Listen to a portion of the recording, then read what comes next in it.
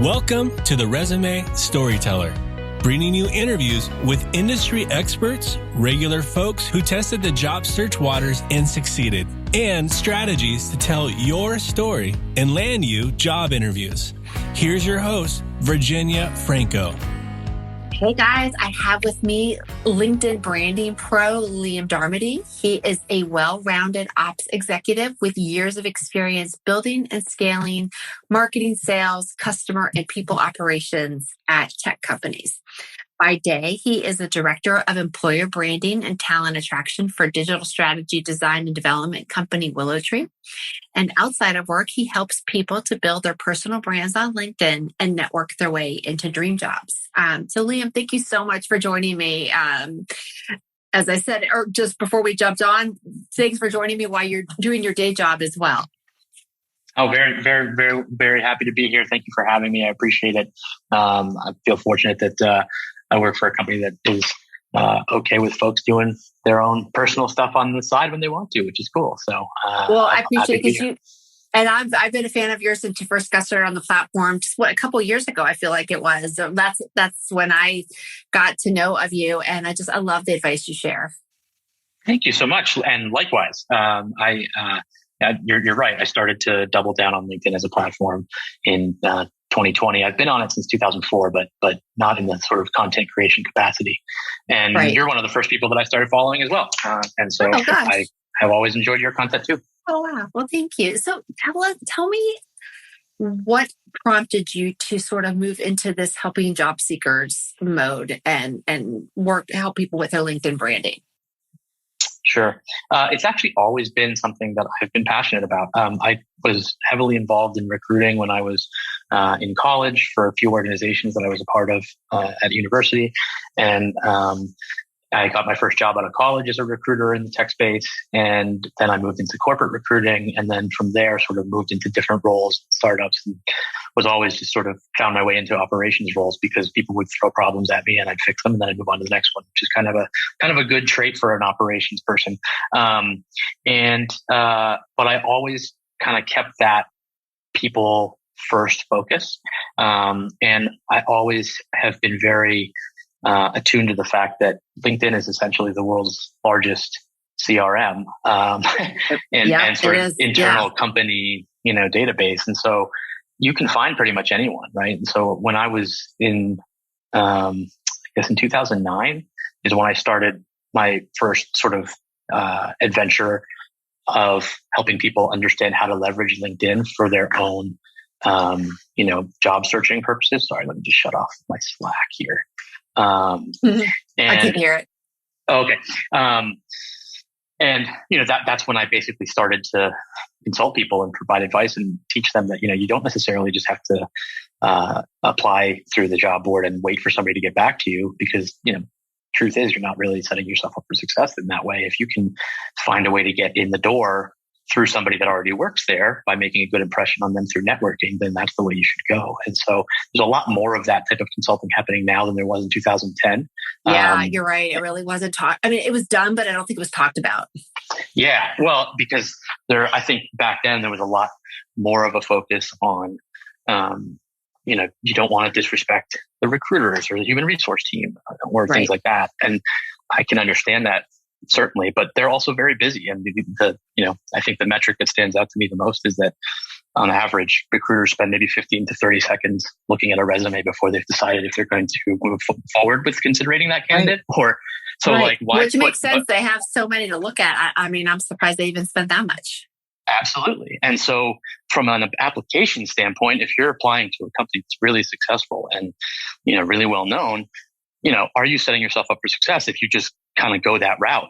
And my answer to that question is no, right? You need to put your best foot forward and put that in front of people who can get you in the door. So that's when I started doing it. I've always kind of done it mostly for friends and friends of friends. And then, the last 2 or 3 years, as I've started to spend more time on LinkedIn creating, more opportunities have come as a result of it, and I'll do them when I have time. But obviously, as you mentioned, my first priority is my current full-time job. That's right.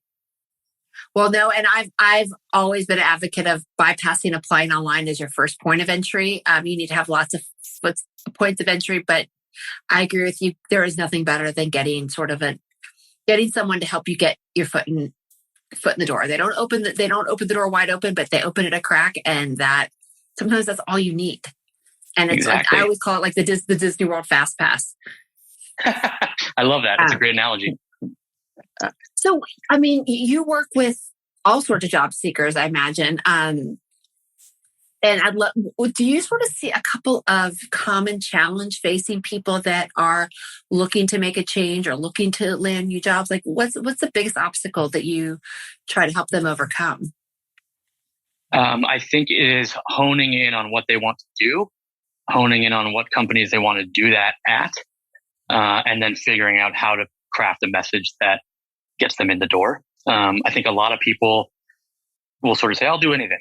And it's like, well, anything is a very broad thing. That's a very broad objective. And it's also very hard to create a focused sort of marketing campaign. I mean, that's ultimately when you're trying to get a job at a new company, you're marketing, you're selling yourself, yep. right? And so if you don't have steps, right? Yeah, it's the same steps as the marketing campaign.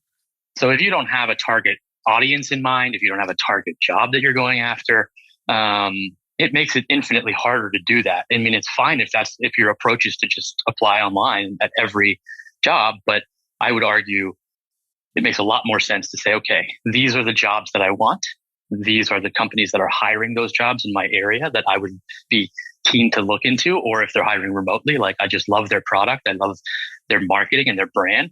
And then, you kind of start to craft a hit list or a target list of people that work at those companies and the functions that you want to work in, and you start networking, right? It's true networking.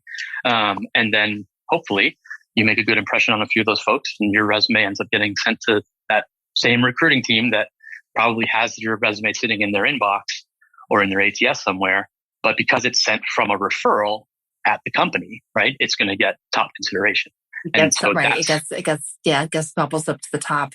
And you're like, this is the same strategies that marketers use and sales folks use. They figure that, they understand the product and the benefits of it, but then they figure out who do they need to prospect. They come up with their list and they start going after them.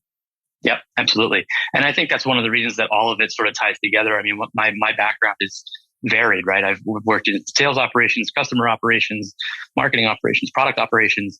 So all of it was an operational component. And a lot of it had to do with, the idea of a funnel and a target audience and prospects and sales and marketing. And people say everyone is in sales. It's true. I think a lot of people don't like to hear that. And people think, oh, I don't want to be in sales, or I'm not good at sales. But at the end of the day, the sales is really just about being yourself and putting your best foot forward. That's right. And everyone is in sales in that regard. Every exchange that you have is an opportunity to win somebody over. That's so true. I tell my kids that all the time. Like, you always treat everyone as if there's someone that you can win over and have in your Rolodex. I sound like I'm a million years old, but have them in your roster of people. But yeah. So is there something that you find that the job seekers you work with are surprised by when you start teaching them this process, or when they start job searching that just sort of catches them off guard?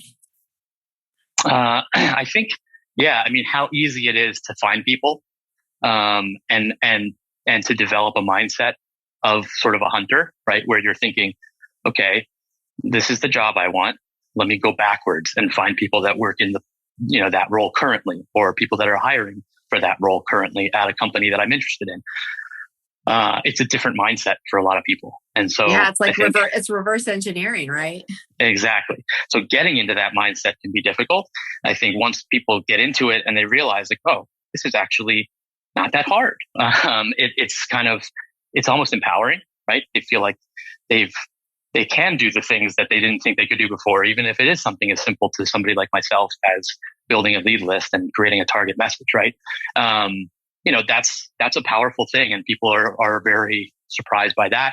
I think a lot of people are surprised by just how open the web is. There are plenty of websites that can get you the email addresses of people that you're interested in speaking to, or the email nomenclature of a specific company, so you can email them directly at their office. And people didn't know that, right? So those are things like, oh wow, there's all this information out here that I didn't know about.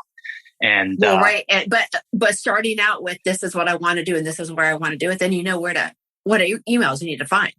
Exactly. Yeah. I mean, it's all about, for me, it's always, what is the role that you want to do? So if somebody comes to me and says, I have no idea what I want to do, here's what I've done in the past. I'll talk to them about what they've done in the past, what they like the most about the past work that they've done, what they've liked the least, see if there are roles that sort of fit more to what they like, right? And then say, okay, so find me some jobs that appeal to you from a job description standpoint. Doesn't matter where they are, just find them and let me know what it is about that description that jumps out at you. Cool. Let's find companies that jump out at you. Give me 5 or 10 brands that are in your area that you would be interested in working at, or in the space that you're in that you'd be interested in working at. Cool. Now let's see if they have any, jobs open for this. If they do, great. If not, do they hire people for this role at their company? You can find people that are doing the role at the company on LinkedIn. And I said LinkedIn is all of, like, you're right. That is the place where you can find half of this information out.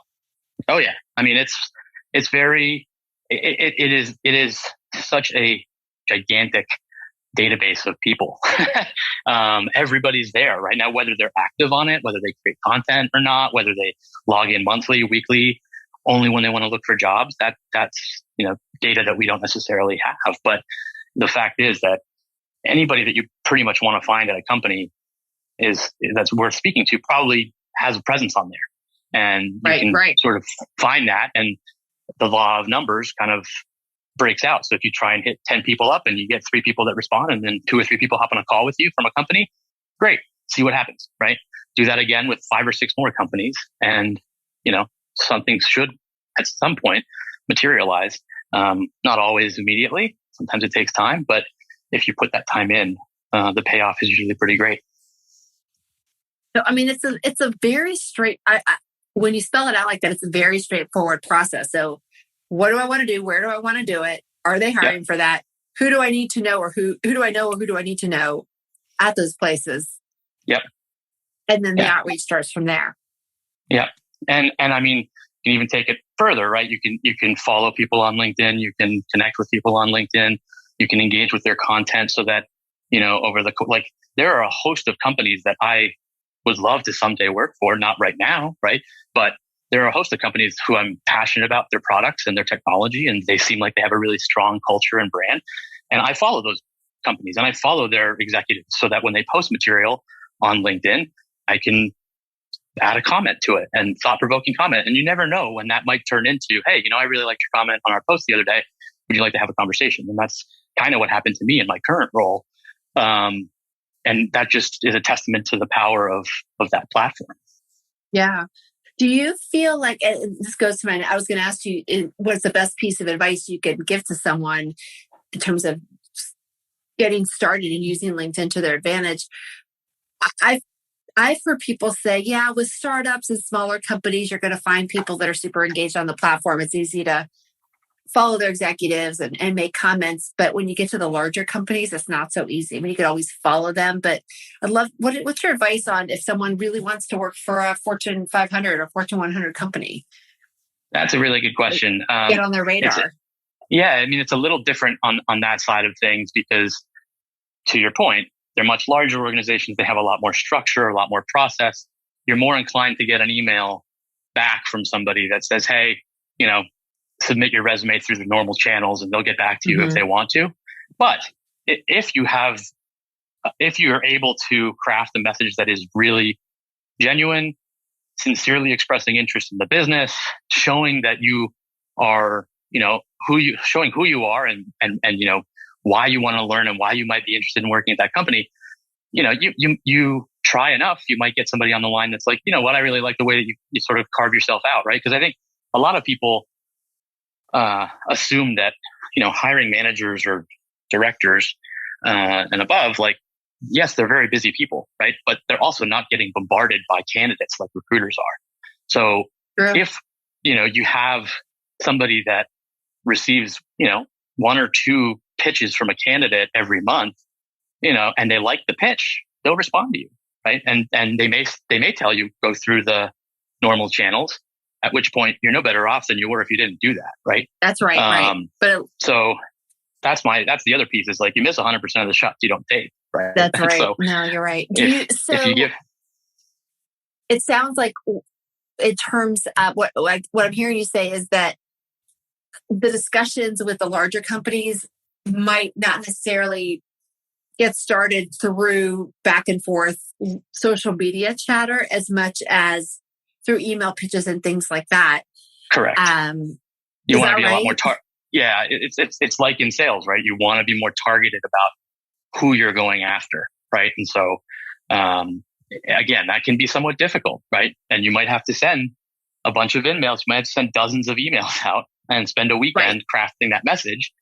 But if you can create a compelling message and send it to a couple dozen folks who are, in the role that you want to be in or hiring like a leader in that role, chances are you'll get some conversations going. And it might not result in a resume being submitted immediately.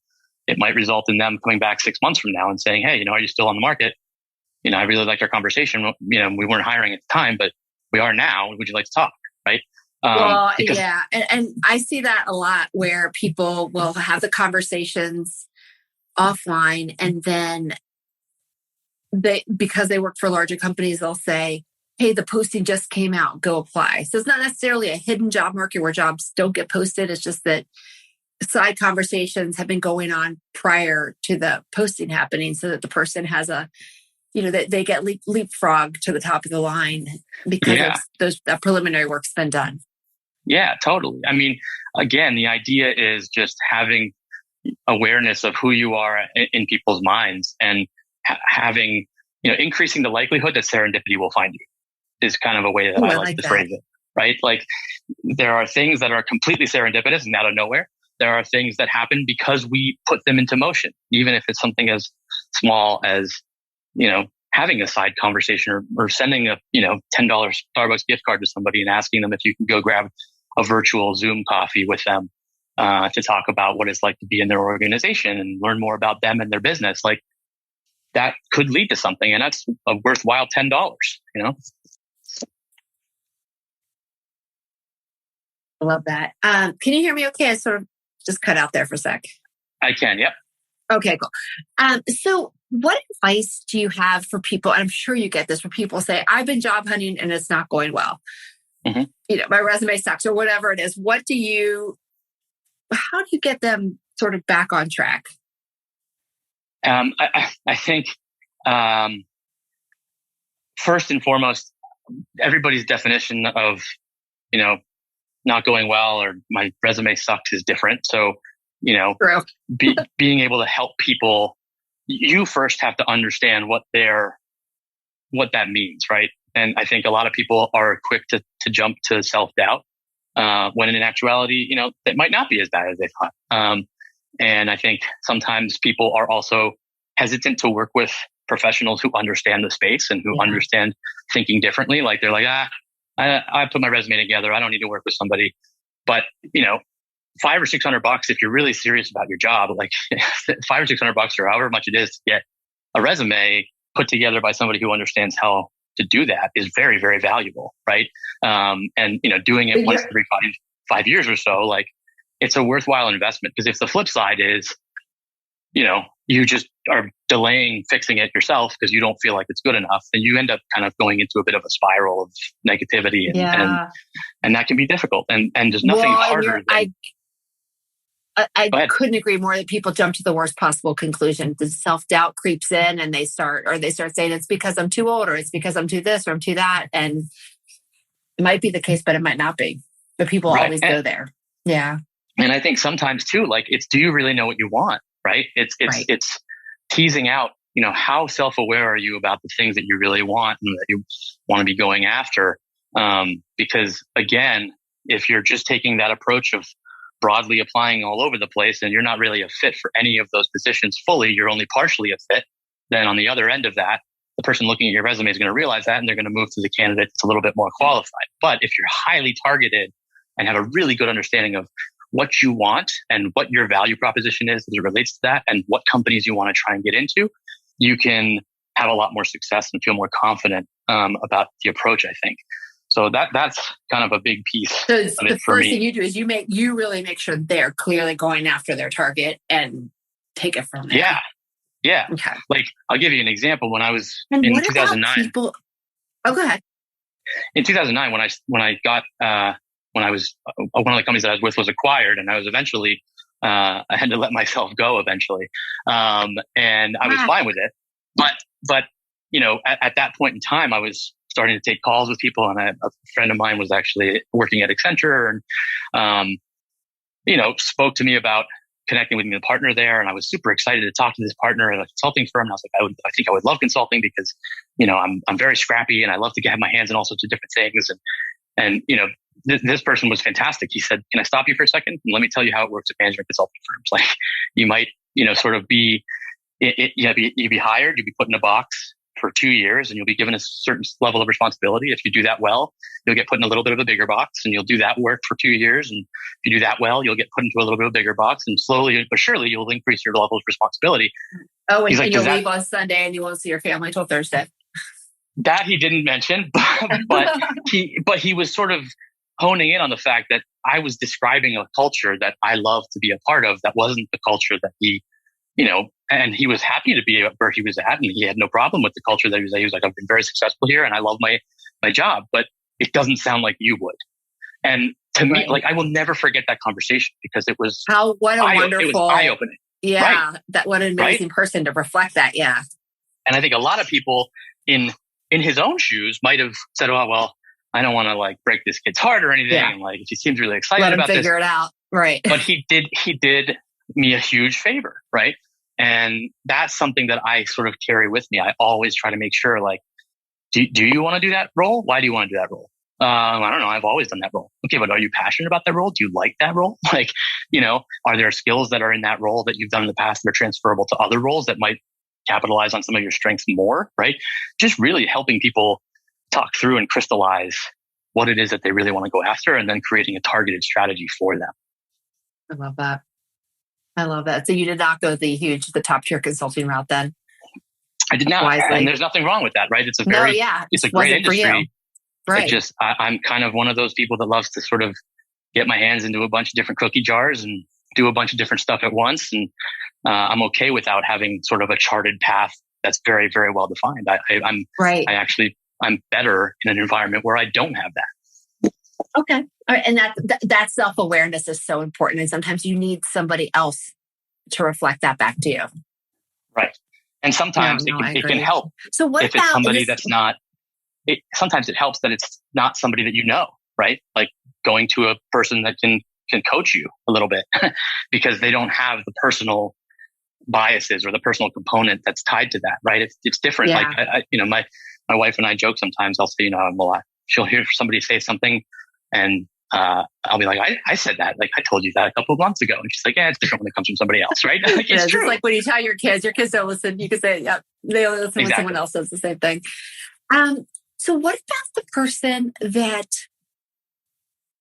I guess it's sort of like you, where they've done lots of different things. They've had their hands in lots of different cookie jars, and they come to you and go, well, I can do all these things. How should I target my resume when I can do all these things and I want to show that to someone? What are your thoughts on that? That's great. I think you might be better prepared to have that conversation than I am. Or maybe not resume. How do you have them pitch their story on LinkedIn? Because with resumes, I can tweak the resume, right? But you can't tweak LinkedIn based on who's looking at it. Right. Yeah. I mean, I think there's an element of owning your story, right? There I am, as an example, I'm a very sort of unique type of person in the sense that, I can kind of get thrown into things and figure things out, and I'm pretty adaptable, and I've got a number of different experiences that I've relied on in the past to, make me good at a bunch of stuff, but not necessarily a master of any, right? Jack of all trades, master of none kind of thing. And I've owned that, right? That's part of my story. I'm not trying to be something that I'm not. I'm not necessarily thinking about the fact that, like, I don't have 15 years of experience in the exact same industry building increased responsibility. I'm more excited by, getting in at companies that are exciting, that are doing great work, that have fantastic people, a great culture, and are doing things that excite me and growing, right? Like, that is really what I'm passionate about. And most of the companies that are in that space or in that specific situation, they need people like me who can come in and just kind of tackle all sorts of different stuff and build teams and then move on to different problems and build other teams. And that's what I love. So I think a lot of the times, again, it comes down to that self-awareness piece. And you're like, oh, I've done so many different things and I bounced back and forth. And I had that 3-month stint on my resume where I wasn't working. And it's like, that's okay. It's all okay. It's all part of your story. Like, how do you craft the narrative around your story? And I think, again, comes to self-doubt. People are like, oh, I just don't have like the same trajectory that my friends have, or I haven't been working at the same company for a decade. That's where people, I'm like, my story looks like so different than everyone else's. It's not clear line. But it's your story. And for some reason that happened, right? And so it's like, well, what is instead of viewing it through a negative lens, what is the positive enabling lens that you can look through, right? What are the benefits of the story that you have? What did you learn from the things that you've done, the different experiences that you've had that add value to different organizations? And ultimately that drives, how you think about what your target employer ends up being, right? Maybe you don't want to go after the Fortune 100 or the Fortune 500 if you don't have 10 years of continuous experience and increased responsibility, because that's not necessarily the right fit. I think the other thing that I talk a lot about with people is interviewing and company match and like opportunity is not one way, right? It's a two-way process. It seems very one way, but one-sided, but it's a two-way process. And so if somebody doesn't hire you because they don't think that you will fit their culture, or they don't think that you bring enough experience to the table, they've probably done you a favor as well as themselves, rather than hiring you and then learning 3 months later or 6 months down the line or a year down the line that it's just not a good fit. And you're both kind of like, well, we sunk all this cost and time and effort in and it's not working out. And that's frustrating. So it's like, great. If I'm, when you were saying about being a jack of all trades, master of none, and that's your story, I would even take it a step further with LinkedIn. And when if you're crafting the narrative within the lens of the kinds of companies that you want to attract and that company culture, then you're going to, then you've created a brand that, and brands by their very nature either attract people or repel. And what you want is a story that attracts your people and repels the kinds of companies you're not interested in, right? Exactly. And that can also be as simple as finding people that work in those organizations that, by following certain hashtags or finding people that are talking about certain things, right? Like, I'm part of RevOps communities, and I'm always keeping in touch with people that are in operations and listening to operations podcasts. And so, you can find things to talk about on the LinkedIn platform with people who specialize in something that you're interested in, that you never know where that could lead, right? Every little conversation is like a micro networking event on that platform. So, how do you find the hashtags to follow for people that aren't as familiar with the platform? Yeah. So you can type in any hashtag and you'll be able to sort of pull up posts that have it. And then if you click on an actual hashtag itself, it'll show you how many followers that hashtag has. There's a resource from Andy Foote, who is a LinkedIn master and good friend of mine, who has a website called linkedinsights.com. And he has a list that he puts out and updates on a regular basis. And that's really helpful. I have that bookmarked in my browser. And I reference it every single time I post something, because it does. Really good tip. Hashtags do matter on that platform. It's not the same as other platforms in that regard, but no more than 3. You don't want to post more than 3 to 5 hashtags typically. Right. You can follow more than 3 or 5 though. Right. Yeah, but that also and I think that's one of the other pieces that a lot of people struggle with is like, well, what am I supposed to create? What kind of content am I supposed to create? I don't even know where to start. Who wants to hear my story? What value do I have to add? And, there's the first thing I tell people that are interested in creating a personal brand on the LinkedIn platform is you need to have some inspiration somewhere.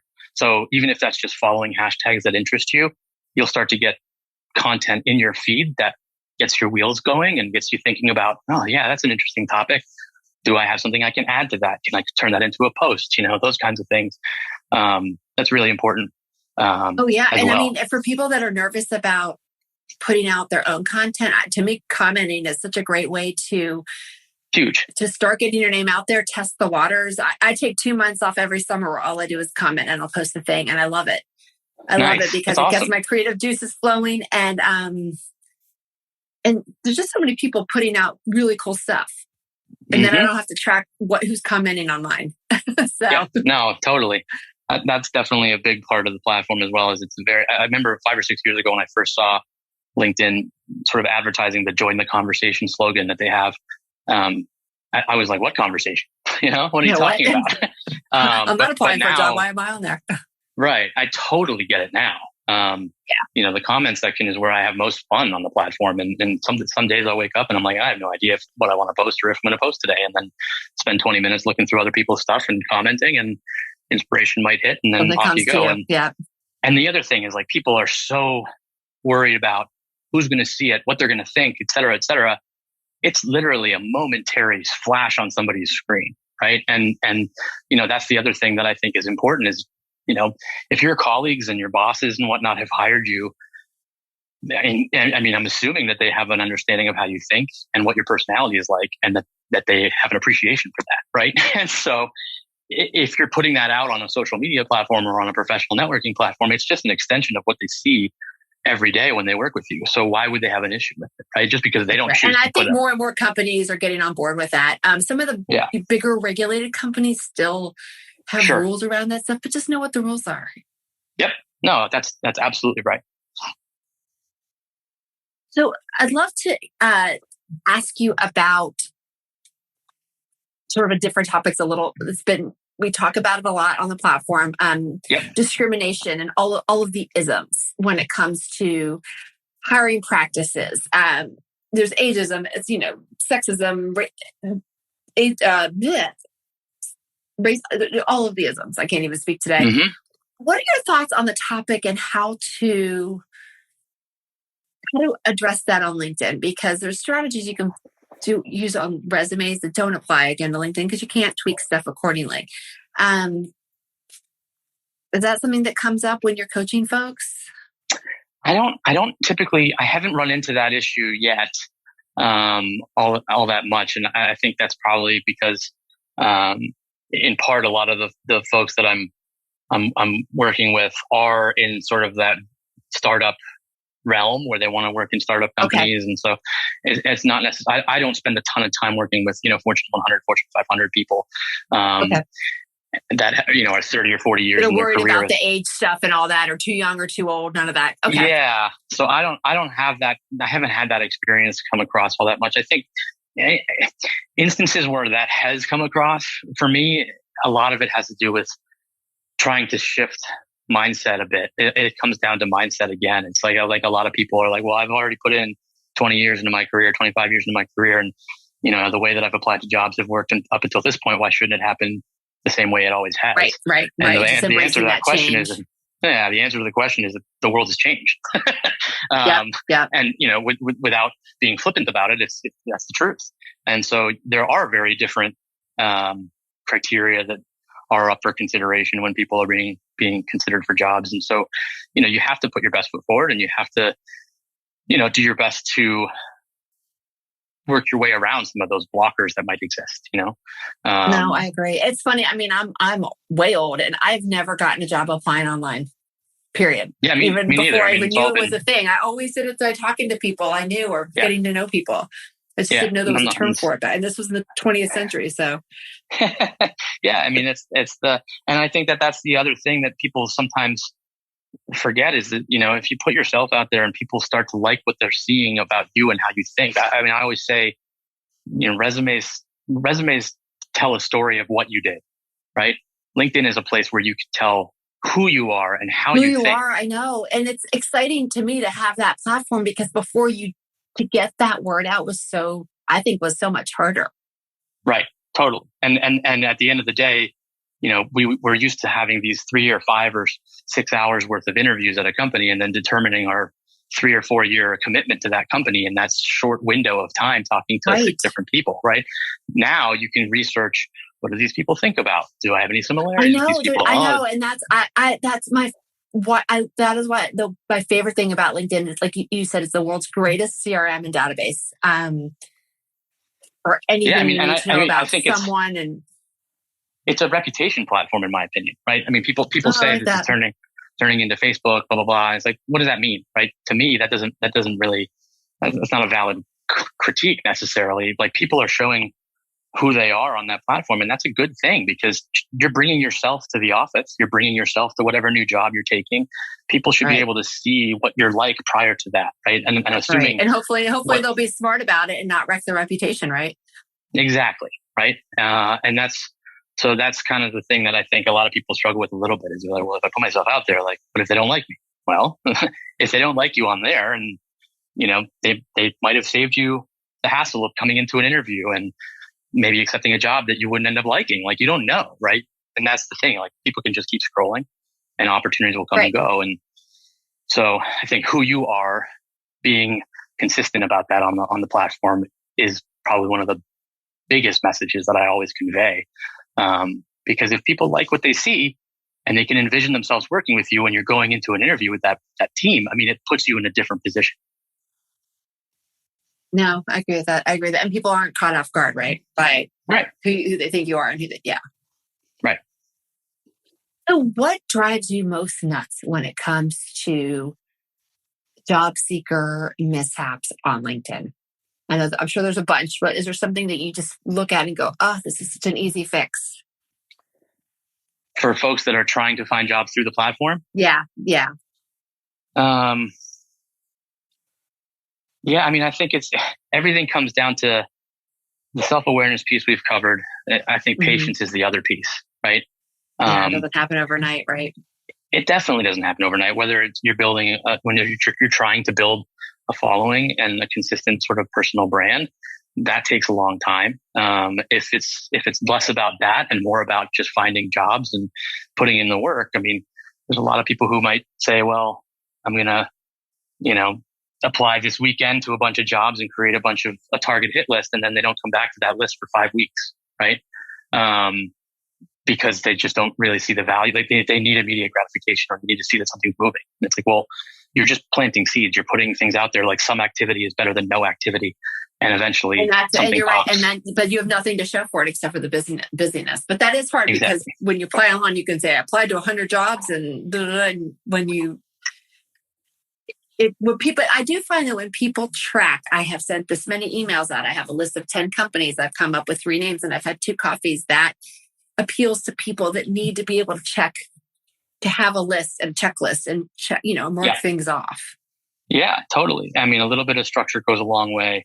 Holding yourself accountable, measuring your results goes a long way. I mean, I have a template that I give to people when we start talking to each other about that stuff. And it's like, I expect you to have at least 10 companies, and I expect you to have at least 10 people from each company in that sheet, that and you're tracking your outreach. Have you sent 3 emails? Have you sent an in-mail? Because that's the other piece, is persistence. People see persistence as annoyance. And in some cases it certainly can be, but in other cases it can be viewed as determination and passion and drive. And so if you as a person or potential employee or potential candidate are really gung-ho about a company, and you send a director or a VP at that organization 3 or 4 well-crafted short messages or a Loom video introducing yourself or something, they'll probably ignore the first one because they're too busy. They might ignore the second one for the same purpose. The third one, they're like, well, they're going to start thinking, like, is this person just going to keep emailing me until I respond back? Right. And then you'll see what their nature is. They'll either say, I appreciate your persistence. Let's hop on a call and we can talk. Or they'll say, I can't really help you right now. Check in with me in 3 months. Or they'll say, leave me alone. Either way, you have an answer, right? And that's, at the end of the day, in sales, you always want to have an answer to the conversation. Is it a yes? Is it a no? Like, is it a no, not right now? Is it a no, not ever? Right? It's important to have to walk away with that. And so persistence and patience are key.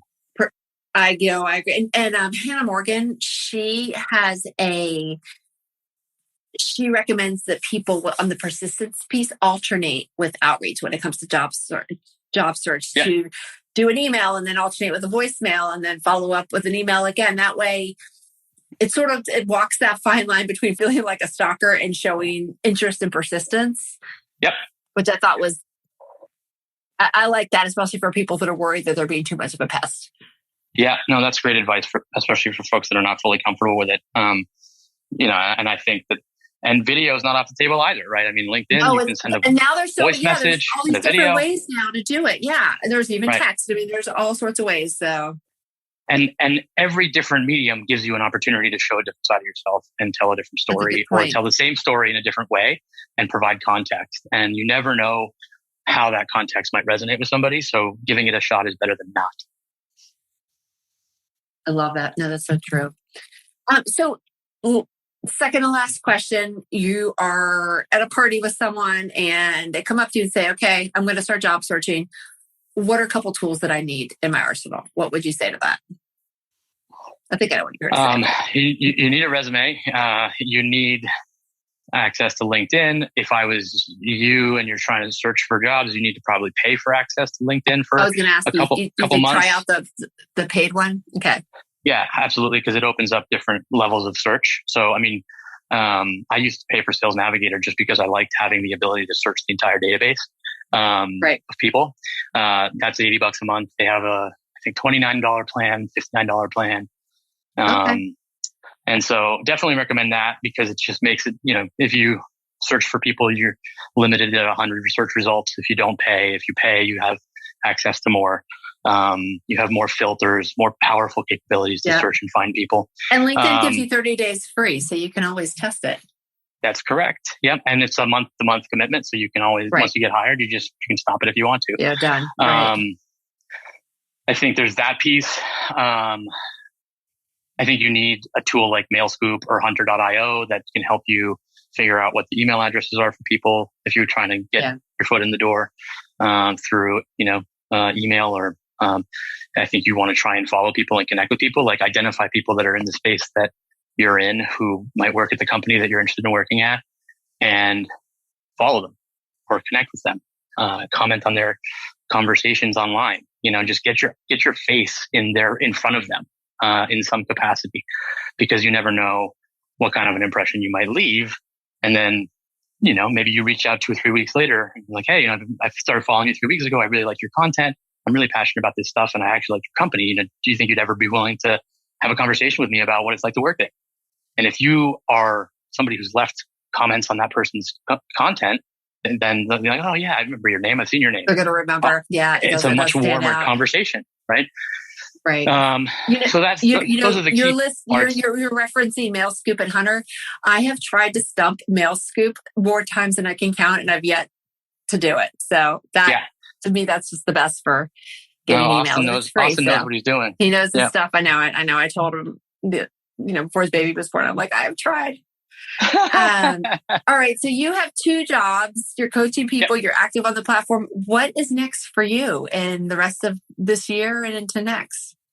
I'm loving where I'm at right now. I work at Willow Tree, like you mentioned, which is a digital product agency that works with Fortune 500 companies. And, we're based in markets like Charlottesville and Durham and Columbus. And we hire a lot of really, really fantastic technical talent to build mobile applications and technology software that larger companies need built and need help with. And I'm having a lot of fun. We have big plans to grow the business, and I'm sort of back in the saddle of recruiting somewhat. I'm working in talent attraction and employer branding, which is something that I've always been really passionate about, and so I feel very lucky to be in that spot. Fit. So yeah.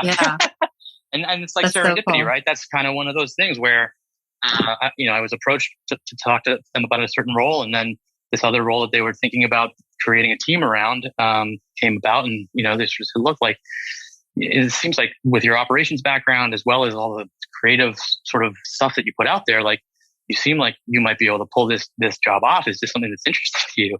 And I was like, yeah, that sounds fantastic, right? And so again, like that's just, you never know who's looking and who's reading and what they're thinking, and so opportunities can create themselves just by you putting yourself out there and being who you are. So I'm very focused on Willow Tree right now, so much so that I'm not really doing a ton of my coaching and consulting stuff on the side. I love doing conversations like this and having conversations with people like yourself who have been following for so long. And I'm always happy to help people out, but I don't have a ton of time to do the side thing at the moment, and that's perfectly fine by me, because I find myself spending more time. Full plate, yeah. I find myself spending more time at my current job, like doing more work at night then, because I'm so enthralled in what I'm doing, and that's really fantastic. And so, I think for now I'm probably focused on that. Exciting. And if people want to connect with you, I've included in your bio your LinkedIn tree and just your LinkedIn URL. But the tree has your handles on Clubhouse, Instagram, your website, all of that. Is that the best place to sort of? Yeah, Linktree is probably the best spot. LinkedIn is the best place to get a response from me because I have always got it open. But as for other places to find me, then the Linktree, it's a pretty nifty tool they've built. I like it. Oh my gosh, I have another one called Sleek Bio, which is similar. Nice. Yeah, there's a couple of them out there. Yeah. But it's interesting how there's so many places that we can leave our mark online these days, and I didn't really think about it until they brought it all together. Each one is an opportunity to tell your story and get your voice told in a slightly different way. I love that perspective. Awesome. I'm glad to hear it. Well, Liam, thank you so much for taking the time. Go back to your lunch hour, what's left of it. I will. But thank you so much for having me. Lots of great insights. Yeah, I really appreciate this. It's been fantastic. Honestly, when I started building content on LinkedIn, I thought of people like yourself, and I was like, I wonder if I can ever be like those folks. And now I'm talking to you, which feels amazing. So I'm a little bit starstruck, but it's been great connecting with you live, and I love what you do and what you do for all of your clients, for the larger community in general. So it's been a real pleasure talking with you. I really appreciate it. Same here. Thank you. You've been listening to The Resume Storyteller with Virginia Franco. To learn more about storytelling strategies to catch the eye of today's online STEM hiring and decision makers, please visit www.virginiafrancoresumes.com.